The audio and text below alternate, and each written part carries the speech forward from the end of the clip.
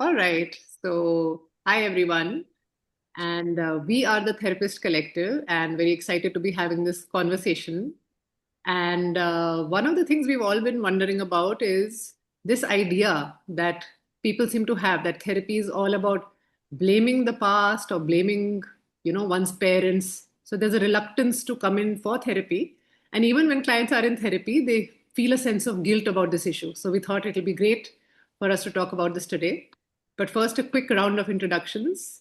So I'll invite Raj first. Would you introduce yourself? Hey, hi. Nice to meet you all. Yes, we are the collective. I'm Raj Kamal. I've been practicing therapy now for the last 2 to 3 years. I've started off as an HR professional, worked for about 25 years, left that around October 24 to start practicing full time as a therapist. And it's been a journey, right? And I really owe a lot to this collective. Uh, to in terms of how I've shaped up as a therapist. So I'm looking forward to this discussion. Let's dive in. Nikki, you want to go next? Yeah, hi. I'm Nikita, but everyone calls me Nikki. I'm a psychotherapist in private practice. I have a master's in counseling and I've been practicing counseling psychotherapy for about 6 years now. I find myself really excited to talk about, all aspects related to therapy. So let's dive in. Yeah, we always have so much to talk about. Yeah. Poonam? Hello, all. I'm Poonam Gupta, and I'm part of the Therapist Collective. I think for a long time now, that's been the most cherished identity of mine. So glad to have this conversation. I have 22 years of corporate experience, and from past couple of years, I've been a practicing psychotherapist, an executive coach, and learning and development consultant. So it's a good portfolio of things that I love doing.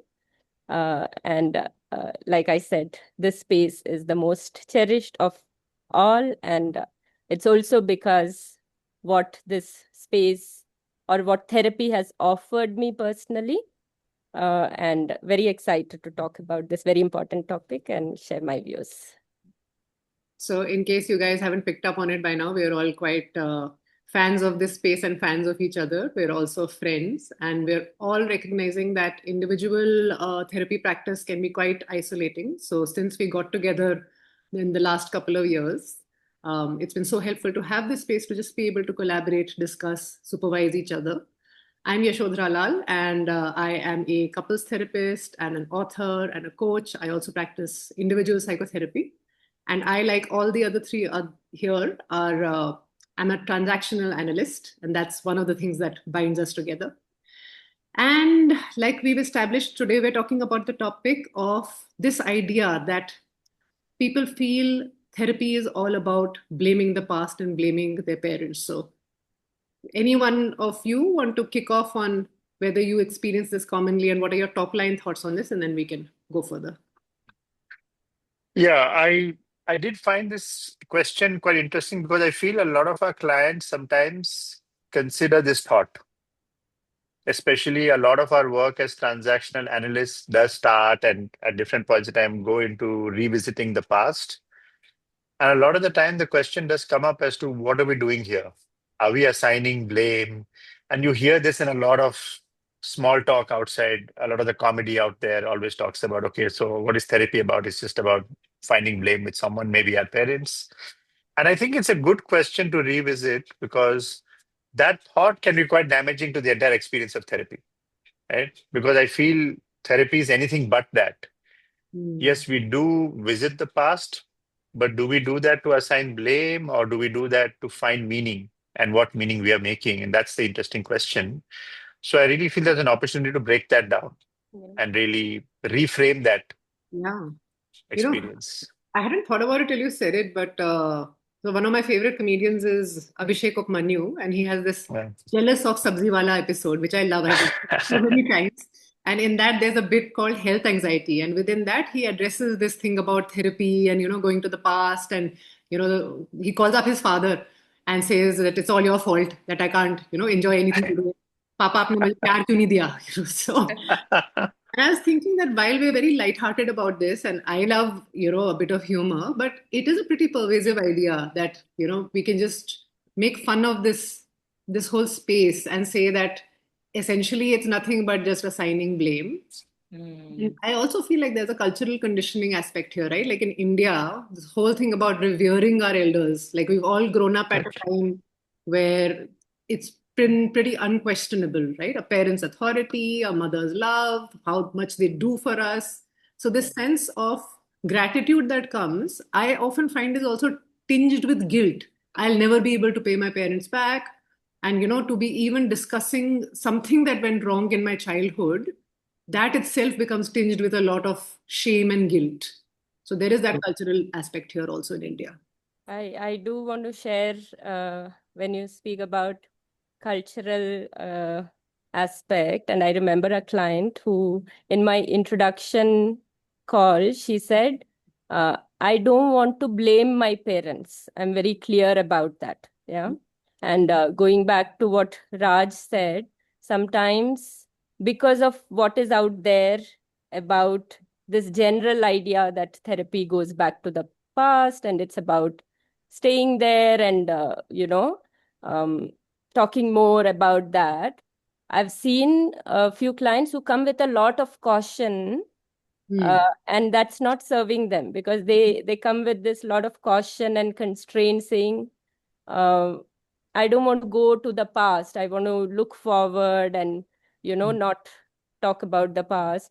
And Yeah. I feel to what Raj said that it sometimes constrains them and how they stay open to what the possibilities that therapy offers. And I feel like there is a need, and I do that also in my early introductory call, to educate them about what really happens when we go into the past. It's not about blaming, it's about making a different meaning of the experience. And even if it's about parents, it's not about assigning blame, but to really look at, as a little kid, what meaning did you make of that experience, and now as an adult, can you make a different meaning? And that itself is so liberating. Yeah. So Yeah. yeah. I'm thinking there are opportunities to actually bust a lot of myths and talk about how things can be viewed differently on multiple levels. The first being, what is psychotherapy really about? Okay, because people have this fuzzy idea about what happens in the therapy room. So that's one direction we could go in. The other is this thing about blame. By automatically acknowledging that something might have been missing which impacted me, or there's a meaning I made of it which is not helpful for me today, that gets reframed as blame. The third idea is that it's all about archaeological digging and it's all about the past, and one can therefore get stuck there, and there isn't conversation about the present and the future. That's the third one. A fourth could be the importance of actually acknowledging emotions, because Yeah. blame, I think, arises when people think that I should not get into negative emotions like sadness or anger, and if I do that, then I'll end up ruining my relationships and getting stuck in those negative emotions. So many directions on which we could go. Nikki, where are you tempted to start? Jump. Yeah, I was thinking about the last one, how maybe sometimes there's also another cultural aspect of this, which is, be strong, right? And don't indulge these emotions, and, don't sit there and stew in feeling sorry for yourself, or feeling bad for yourself. But actually, there's so much more that happens, right? I'm thinking maybe about what we actually do going into the past in psychotherapy. I mean, of course, there's a lot that happens, and you all can speak to it. But for me, I don't remember where I read this, but I really liked it. Going into the past can give us an insight of our patterns, why we show up the way we do today. Comes from how we made meaning and created stories about ourselves and others in the past. Yeah. Yeah. Yeah, and insight is not the goal, actually. Insight is just a tool, and changing is the goal. And Hmm. for that insight to happen, we do need, like we need a history. We need a sense of our story, and that's a big part, in my opinion, of why we go into the past. Yeah. Yeah. So Yeah, go ahead, Raj. yeah, I wanted to pick up on that because it's so important what Nikki said, and I find this helpful. With some clients, I say this upfront, is that I recognize that when we start going into the past, you can see sometimes the defenses of the client getting up because they're going to say things about their parents that they feel uncomfortable about. And I always try and reframe, and I'm wondering if this is helpful for people to hear, is that it's not about who is responsible. The discussion or the journey into the past is just about getting to what did I decide. There are some decisions that each of us make, right? And we make them pretty early in our lives. Now, that's something that many people discover in our work. Sometimes it's very liberating for them to learn that this unconscious pattern that I just discovered in these sessions has come from a decision I might have made. So it's really about your ownership, right? We're not here to say, who do I blame for this, but what did I decide? And how do these connect with my patterns? I feel sometimes that liberates them from the responsibility of, okay, now who do I need to protect here? We're not protecting anybody. We're trying to find out what decisions you might have made because all of us grow up in a variety of experiences and they lead us to certain decisions we make about ourselves, about our life, about how the world is. I agree with that, but I find myself, often distinguishing between the word responsibility and blame. So I actually like using the word responsibility. It's almost as if to say that we are not here to really assign blame, but now Okay. you as an adult, you are responsible for how you make Yes, money, how do you make choices now, how do you change the way your life I is. agree. Yeah. And in fact, I was thinking about how sometimes the appropriate assigning of responsibility is very, very helpful because one of the things I think a lot of people struggle with is the issue of shame. And they may have often internalized something which was, missing in the caregiving as the idea that I am bad. Okay, so I do find that an appropriate, period of being able to see that this is my anger, which actually belongs to someone else, but I have turned it inward toward me. Yeah. That can, in the most extreme cases, that can be, downright abuse. But Yeah. even in cases of emotional neglect or misattuned caregiving, Yeah. I feel like it is helpful to say that let's just put everything as much as we can to where it belongs and not carry more than we need to, so much Mm. that it affects our okayness. And I think that that is where really examining what did happen, what are those significant events. That's the Yeah. other thing that people sometimes think that there has to be like one big significant event, but we distinguish between big T trauma and then little T trauma, right? So Yeah, yeah. I, Small little events. I personally believe that none of us escape childhood unscathed. Okay. Yeah. I even see that people who say I had the most wonderful childhood, and I had the most loving parents, sometimes they turn out to discover later that the unsaid pressure of being the golden child, that Yeah. itself was something that has limited them in multiple ways. So I think it's okay to acknowledge that no childhood is perfect. And by looking, Yes. we can learn a lot about how we're showing up today. I think another idea which I find very useful in transactional analysis is to look at these psyche as three parts, which is parent, adult, and child, and to acknowledge that our parents also had these psyche, right? And they were not like perfect human beings. So you spoke about perfect childhood. We also carry this cultural image of perfect parents, and therefore internalizing of the blame, and to say that they were perfect and we can't blame them, but to really see that they were operating with some child anxieties within their psyche, while parenting with great intent. So I've seen sometimes just that acknowledgement Mm. that they were not perfect, but they did their best, can sometimes be so healing. Yeah, when we visit past. Yeah. Yeah. Yeah. I do want to just one thing. Yes, I agree with you. I think the point I was trying to make was that when a client gets to what I missed growing up, okay, I Mm. think it's a good thing for them to understand what they missed growing up. But I feel the conversation can be helpful if we can have it without turning it into blame. And like you said, focus more on responsibility. Yeah. But that conversation can get sticky sometimes when clients come with a lot of their defensiveness saying, okay, I don't want to talk about it now. Yeah, and I think we should acknowledge that what can happen in the course of therapy at some point is that a client can get in touch with their anger. So Yeah. I find it protective to contract with them upfront. And, I often tell them, I give them the example of a pendulum, right? When they've held an image of a very idealized parent and an idealized childhood, sometimes Yes. recognizing that it was less than ideal can cause them to swing from one end to the other end. But True. telling them that that is normal, and yet, that's not where we want to leave you in therapy. We want you to be able to feel all of your feelings, but ultimately people come into therapy, I think, to really improve their quality of life, the relationships with important loved ones. And I find it helpful to actually tell them that even if you do find yourself going through some intense feelings, it is Yeah. something to be expected. It is something that can be contained. It can be, talked about in the safe container of the therapy itself. So sometimes people have this urge to go and actually, call up their Yeah. Abhishek of money, right? And say that this is all because of you. But that's not necessarily the most healing thing. The most healing thing could be a conversation with a real, actual parent or another in your life. But it could also be with the therapist. It could be with another part of yourself that you've internalized Yeah. that person. So there are multiple ways to go. And part of our job is also to make sure that no harm is caused to the whole system. Yeah. Yeah. I think that's a good point, the system. Yeah, I keep returning to this idea of responsibility, that we are talking about, saying that sometimes we internalize these voices, and the work can happen with that part of ourself.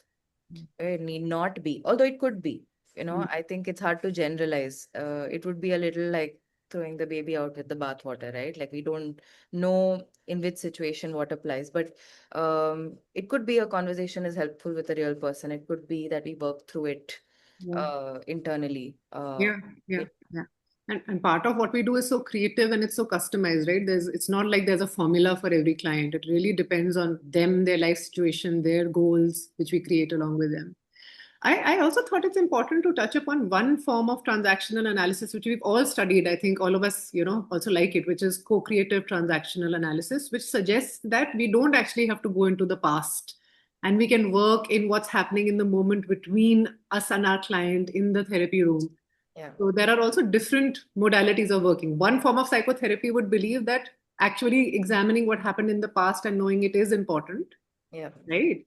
But another couple of branches may believe something quite different, which is whatever happened in the past is showing up in this moment right now, and we can work with that without much of that excavation or digging. What do you guys think about that? Working in the present? Very Yeah, powerful. that's good, please, Nikki. Yeah, no, I think that's very powerful, and I'd argue that we are always projecting from the moment that we are in, right?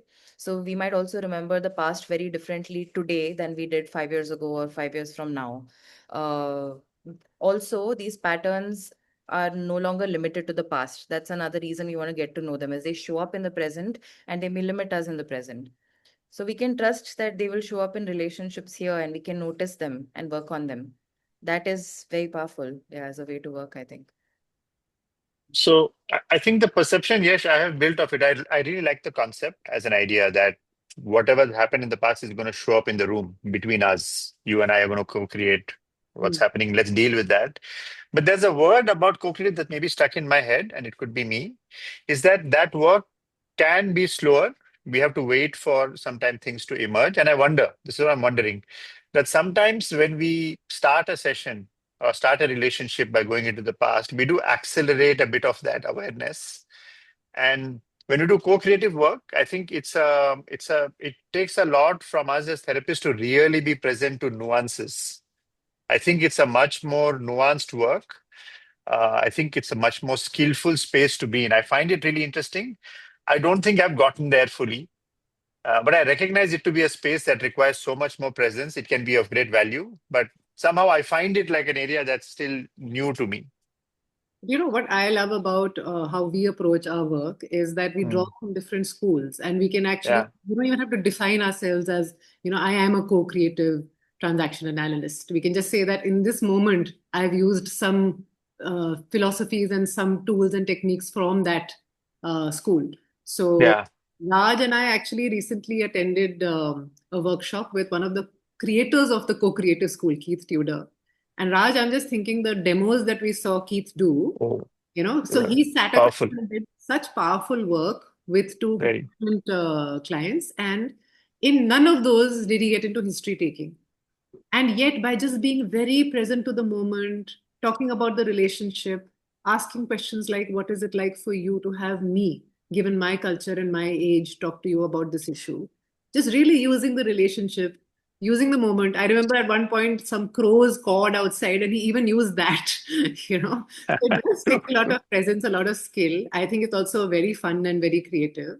And I think so many different modalities are available. So we also don't have to box ourselves into saying that if a client doesn't want to go into the past, we can't I waste agree. that time because there's enough Yeah. material emerging in the room right now between me and the client to work with.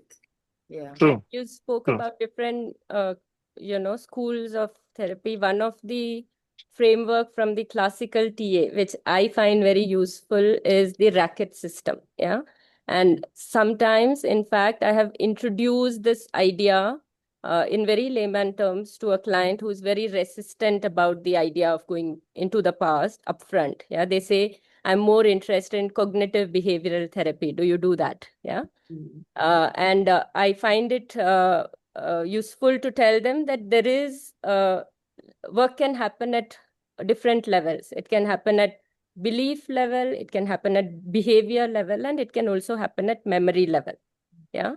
And wherever the work happens, it loops back into redeciding on your limiting beliefs. So we can go back to the past, look at the origins of this limiting belief. Yes. We can also work with affirmations and change your behavior in the here and now, because ultimately that will loop back into changing the beliefs. Yeah. And the beautiful thing that I love about, and there's a phrase or a quote I've heard that in therapy, you can actually change your past. Yeah. So, which Mm. is about creating memories, or rather, how you remember those memories. Yeah. And Reframing there them is almost. memory level work in the past and also in the future, which is how are you filtering new information? So, how are you True. creating new memories? Are you using the limiting belief frame, or are you consciously, intentionally using those autonomous belief to look at the world now? Yeah. So I Yeah. find that very useful, and client immediately get why maybe going back to past is important or required, not required. Yeah. And I think as transactional analysts, another fundamental thing that we do is contracting, right? And part of contracting is really creating goals with the client, whether they are hard goals or soft goals or exploratory goals. So it's not about getting stuck in the past, because typically when people come in, they're coming in with some sort of a wish and helping them uncover what that wish is and for them to move in that direction. I think people also need to know that that element, which ordinarily we might think of as part of coaching, that is Yeah. very much there as a part of therapy too, because we do work Yeah. in terms of which direction the client would like to go, and it's mutually co-created goals. So I feel like that also keeps us from that, away from that idea that we're just going to be consistently revisiting and re-examining the past and rehashing it over and over. It's Yeah. not like that. Yeah. And the important part of contract is it's with your permission. We always check in, their uh, their okayness. Are they okay to go back to the past? So Yeah. contracting plays a huge role. Yeah, and it keeps updating, right? It's not like we've set one contract or goal at the beginning and then we don't go back to it. We touch upon Yeah. it all the time in the course of the therapy. I'm tempted. I don't know if we should do this, but I'm tempted to offer another reframe. Yeah. I realize that there is something that sometimes clients get uncomfortable about. And like you said, we invite our clients to be okay to invite all feelings. It's okay to be angry. It's okay to be sad.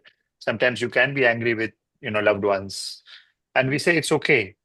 But if I want to offer a journey, what's at the other end of it is sometimes I always find that what people finally get to, if they allow themselves to just allow these feelings to pass through, they get to a place of compassion. Yeah. Compassion both for the people, their loved ones, for themselves. That's really where, they begin to start, like Poonam said, where their memories change. Because you now start seeing your same parents in a different light. Yeah. And then you move very far from blame into another zone where you begin to understand people more like an adult, understands each other. I love that because I think this also touches upon one of the most fundamental principles of TA, right? Which is I am okay, you're okay, they're okay, right? Yeah. So there is no real room for blame if we really operate with that principle. And I think that is our attempt. And Raj, you've given me an idea about how we can wrap this piece up. That was a beautiful summary and reframe. So what would it be like for each of us to just say maybe one thing that stands out for us and which we would love to remember as we walk away from this discussion, and we'd love for people to also know as we wrap up on this topic. So I can start. For me, I think one of my favorite quotes is Carl Jung's idea of the unconscious, right? Where he says that until we make the unconscious conscious, it will rule Yeah. our lives and we will call it fate. Correct.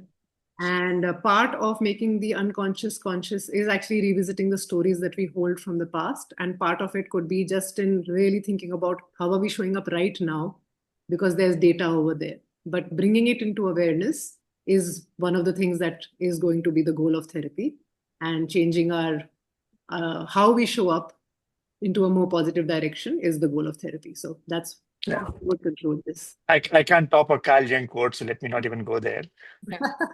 I think what stays with me, something you said, and I think we talked about is if there's something I'd walk away with is about all feelings are okay, all feelings are welcome. And when we get comfortable with that, then we get to a zone where we, expand our entire identity. Nice. I'm thinking about how, yeah, I'm thinking about how many ways there are to know ourselves. And this is actually a quote by a person I really like, a therapist I really like called Yalom, Irfan Yalom. And he talks about how the work of therapy is to know the patient deeply and help them know themselves deeply in every way possible. And there's so many routes to that, and we talked about so many of them today. But I think, yeah, so history is a part of that, knowing their stories. And that for me is, a reason to visit the past if there ever is one, to make a coherent story of where we are in the world today.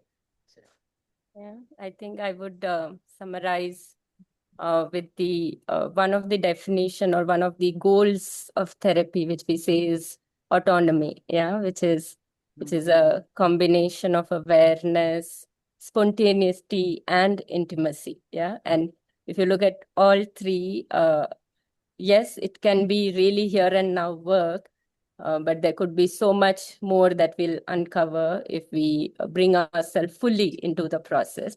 And the goal of autonomy itself is so moving forward and so progressive. So this idea of, getting entangled in the past, we are actually trying to leave the past behind and move ahead. Yeah. Yeah, So yeah, that I idea. like that. Yeah. I like that. And also, intimacy is a part of that, right? And I am hopeful that our viewers, whoever does end up watching this, sees the spontaneity and the intimacy and the love for therapy and the positive attitude that a lot of us who are over here are bringing to this idea. And we hope that we've made a dent to this long-standing myth that therapy is about blaming the past, it's about blaming your parents. It's not. It's about responsibility, it's about forward movement, and ultimately it's about creating better relationships.